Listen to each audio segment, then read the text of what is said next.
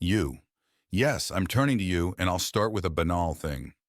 You live in virtual reality because all the sensations you receive from birth until death are created by your brain. The brain inside itself forms a virtual environment that exactly repeats the externally real environment or does not repeat it. How can you even understand that there is something wrong with the reality you observe? Maybe there are some anomalies in the world.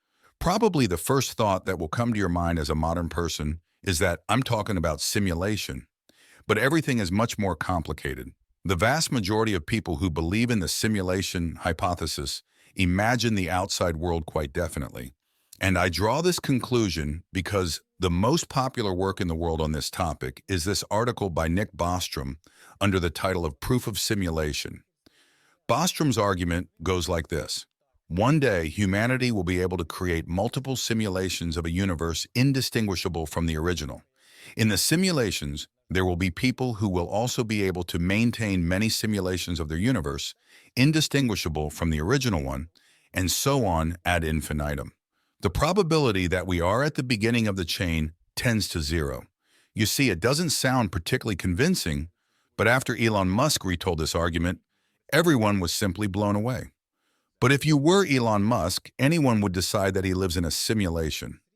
I want to say that in the head of the average person who believes in the simulation hypothesis, the real original world outside the simulation is the same world from the point of view of the law of physics. And this is where the fun begins, because in the world, you know there is at least one anomaly, which firstly cannot yet be explained by the known laws of the world, and secondly, it is generally not clear how legal it should look, which can explain it. Imagine having your memory erased and connected to a simulation with the wrong laws of physics. What you could learn about external reality at one glance is absolutely nothing. But this is not so. Having studied the properties of the program that controls your conclusion, having understood the laws by which it works, would you stop there? No, you would try to explain the origin and properties of various objects observed in the reality in which you live, including yourself. Ultimately, you would come to the conclusion that there is no complete explanation. You would conclude that the very fact of your existence cannot follow from the laws of the world in which you are. Let me give an even more clear and simple example. Let's say you find yourself in first-person chess as a king. First of all, you will study the physical laws of this environment and the consequences arising from them. About the fact that a knight can only move with the letter R, but at the same time can jump over other pieces, that a position with 9 white or 9 black pawns is physically impossible, and etc. Having studied all the laws of the chess world, you will come to the conclusion that these laws are too simple to give rise to reason. Thus, I could conclude that your own thought processes could not have arisen in the universe in which you find yourself. The more sophisticated the simulation, the longer you will remain in the illusion of the reality of your simulated world. And if your jailers want you to never realize that you are in a simulation, then it is not enough for them to simply protect you from observation of the outside world. The simulation must be completely self-sufficient, self-consistent in everything. As for explanations, the answer to every question you have about the world around you must be woven into the structure of the simulated physical reality. This is the essence of the so-called principle of causal closure of the physical world.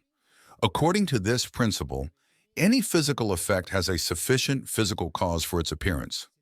The universe contains everything necessary for a complete causal explanation of any of its elements, and is complete or closed in the sense that such an explanation does not require any physical causes. And despite the fact that the principle of causal closure of the universe is a basic principle of physics, many thinkers have serious doubts that at least some part of reality is closed, not to mention all of reality.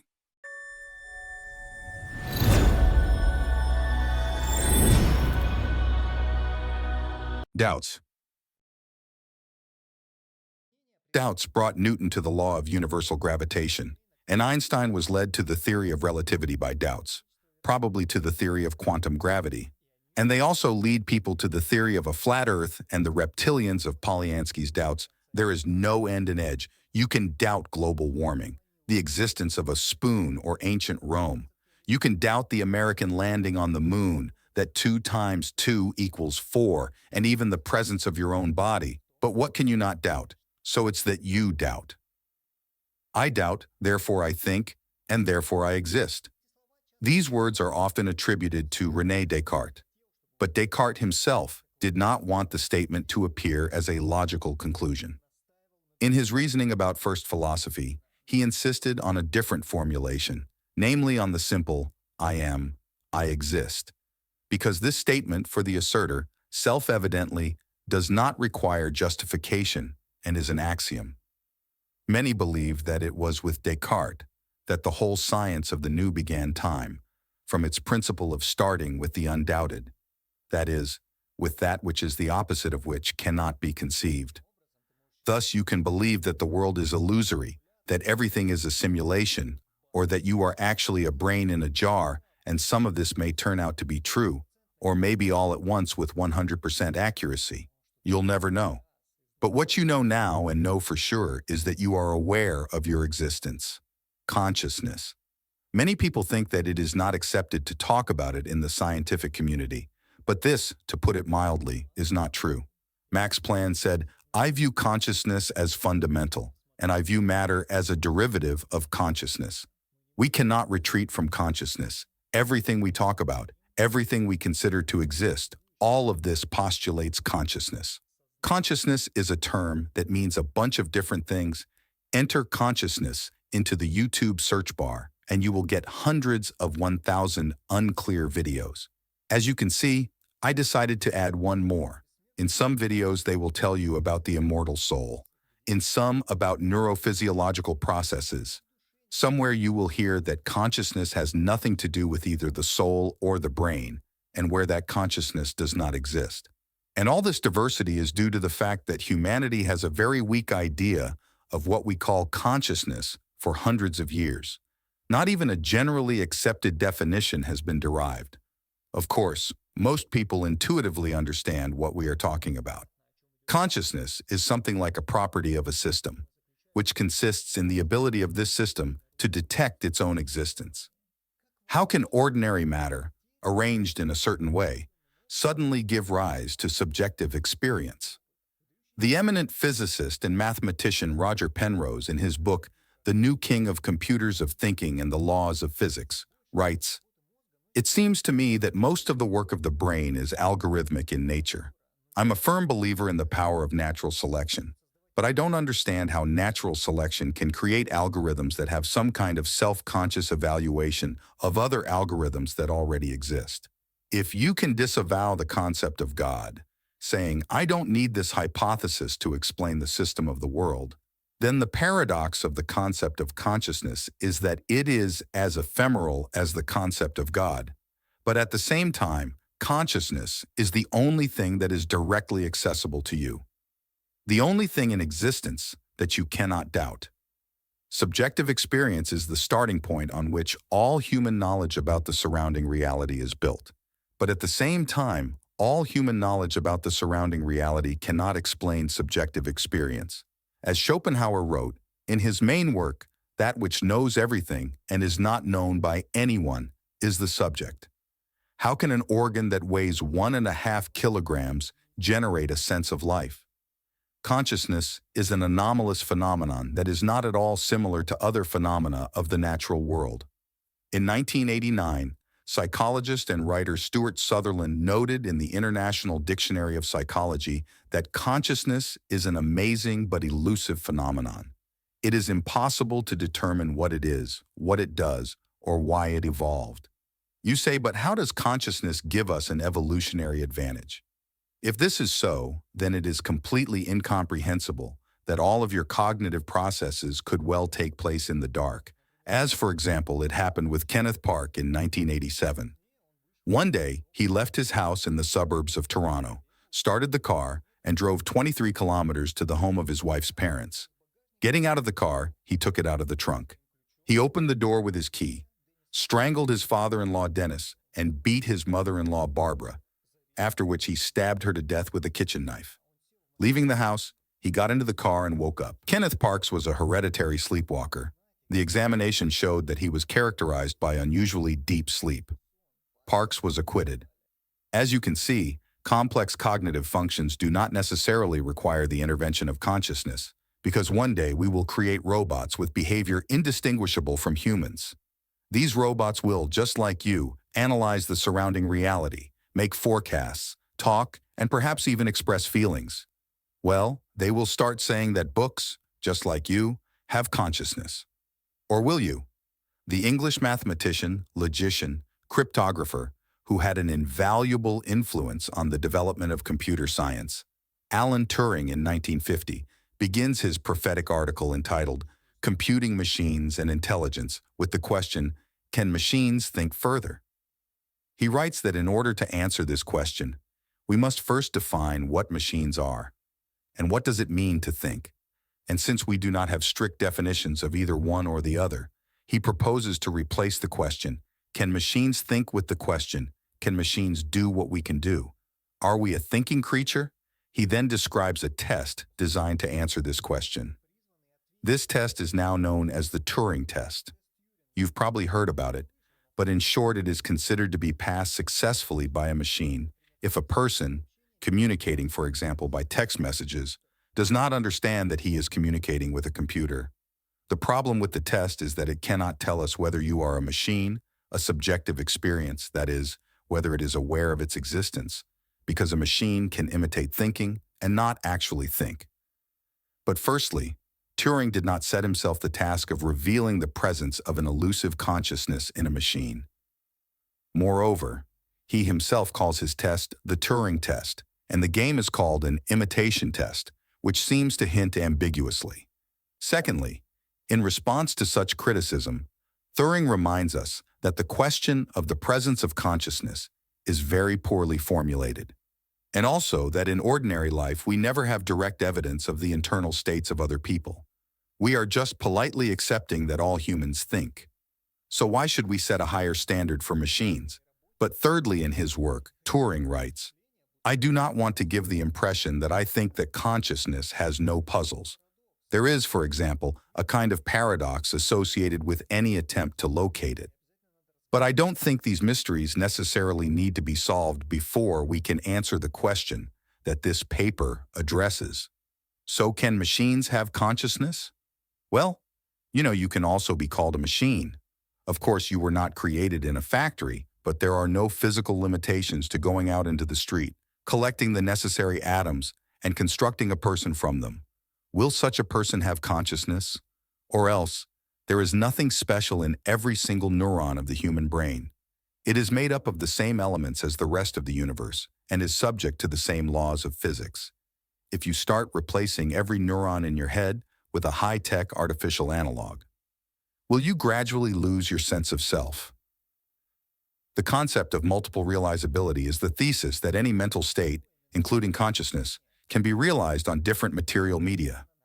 What if you split me into atoms and immediately put me back together?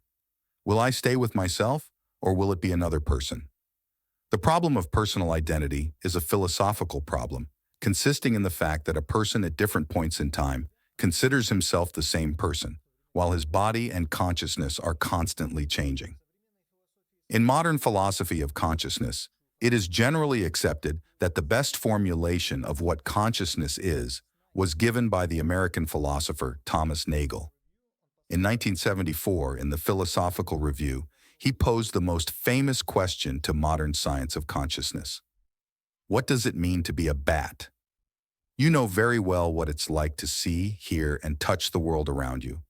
But you, unlike a bat, are fundamentally unable to experience exploring the world with the help of an echolocation organ. According to Nagel, a being can have consciousness only when something is that being, that is, when the world is perceived from the subjective point of view of this being in the first person. Look, do you know what this is? These are the physical properties of the color red. But, as one of the creators of quantum mechanics, Erwin Schrödinger, said, the objective picture of light waves that a physicist has cannot be reduced to the sensation of color.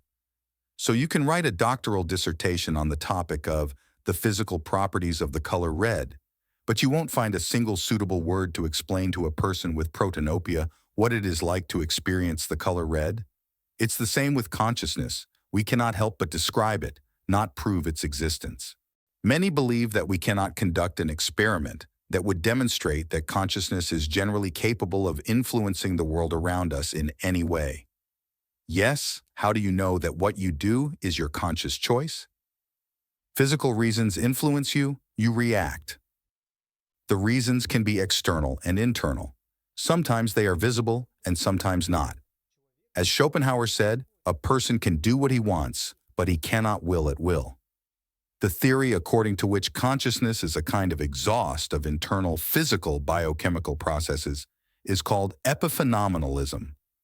A simple example is that it is not fear that causes a surge of adrenaline and a rapid heartbeat. No, this surge of adrenaline and rapid heartbeat is felt as a feeling of fear. The feeling of fear is an exhaust, an epiphenomenon, so there are a number of people who believe that the concept of awareness should be abandoned, just as the concept of ether was abandoned at one time. Yes, now I will show you a person who has no inner self. At least that's what he insists on himself.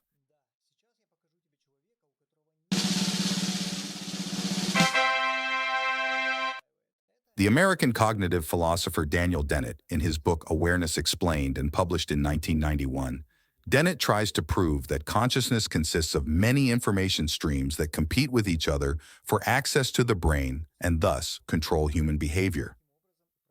An explanation of human consciousness proposed by Dennett has no fundamental differences from explaining the behavior of a complex but unconscious robot controlled by programs embedded in it. Many people would like it to be that simple. This would immediately close the problem of the integrity of consciousness from physical processes. But then, in 1993, the Australian mathematician and philosopher David Chalmers appeared on the scene with his doctoral dissertation, in which he introduced the term hard problems of consciousness. Even after we have explained the physical computational functioning of the conscious system, using traditional methods used in neuroscience and cognitive science, we still have to explain why this system has conscious experience.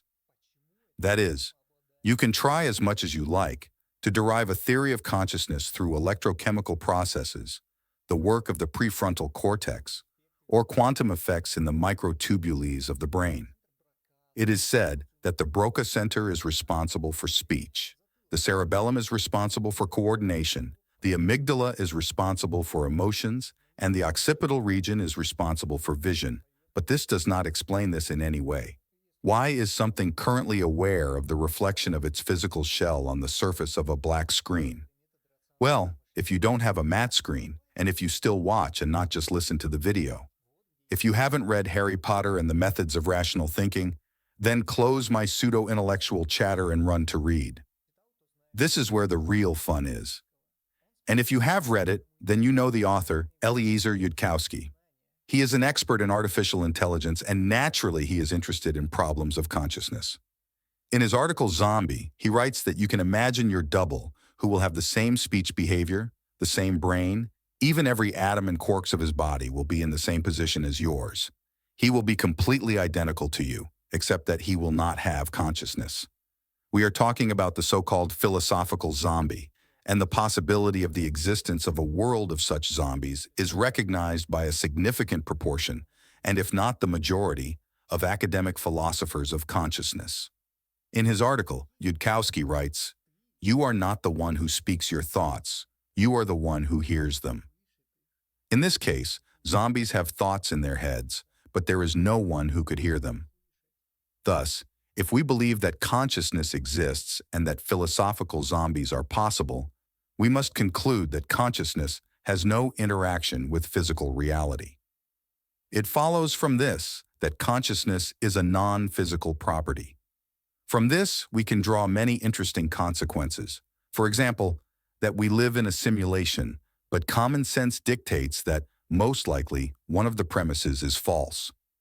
Yudkowsky, for example, says that the zombie argument is complete nonsense because no zombie would ever write articles about consciousness, much less argue about it.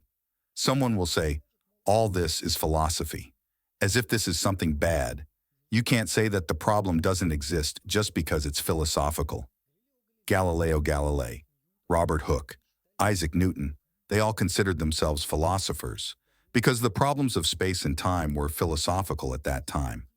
But having developed the general principles of a systematic mathematical empirical approach to solving them. These questions became a separate field of knowledge, which they called physics. This is the meaning of philosophy. It deals with difficult problems that cannot yet be considered separately. And yes, philosophy also deals with questions of what is scientific and what is not. It is she who defines the concept of boundaries and methodology. David Chalmers. I remind you that this is the one who coined the term hard problem of consciousness. So David Chalmers is no freak. He is one of the most influential philosophers of our time. His book, The Conscious Mind in Search of a Fundamental Theory, created a real sensation in its time. Almost everyone who writes books on the topic of consciousness in recent decades refers to it. He was recently invited to the 17th Isaac Asimov Scientific Conference on the topic, Is Our Universe a Computer Simulation? Also, in his words, he would like to remain a scientific materialist, but at the same time, Chalmers believes that for hundreds of years, we have not advanced one iota in the study of the phenomenon of consciousness, because our ideas were, well, not radical enough or even crazy. And to introduce consciousness into science, given its properties, this is exactly what is necessary. Ideas must be as bold as the idea that the sun does not revolve around the earth, or that time is relative, or that a cat can be both alive and dead at the same time. Already based on the knowledge that we have now, we can conclude that our world is quite absurd. So why should the nature of consciousness be different? Chalmers himself, in search of his theory, puts forward the truly absolutely extravagant idea that since any attempt to explain consciousness in physical terms leads to a difficult problem, since consciousness cannot be reduced to the basic properties of matter, then consciousness is in itself a basic property, and it is fundamental. This is a certain elementary property of our universe, manifested in everything but in man, due to his complexity most of all. The view that the conscious aspect is a fundamental feature of reality is called panpsychism. Schrödinger wrote, "The reason why our feeling, perceiving, and thinking ego is nowhere to be found within our scientific picture of the world can easily be expressed in 7 words. It is itself that the very picture of the world. It is identical to the whole, and therefore cannot be contained in it as a part of it. Yes, we have physics and mathematics, and we have theory and an extensive experimental base. Perhaps one day we will study every conceivable aspect of physical reality and derive all the formulas.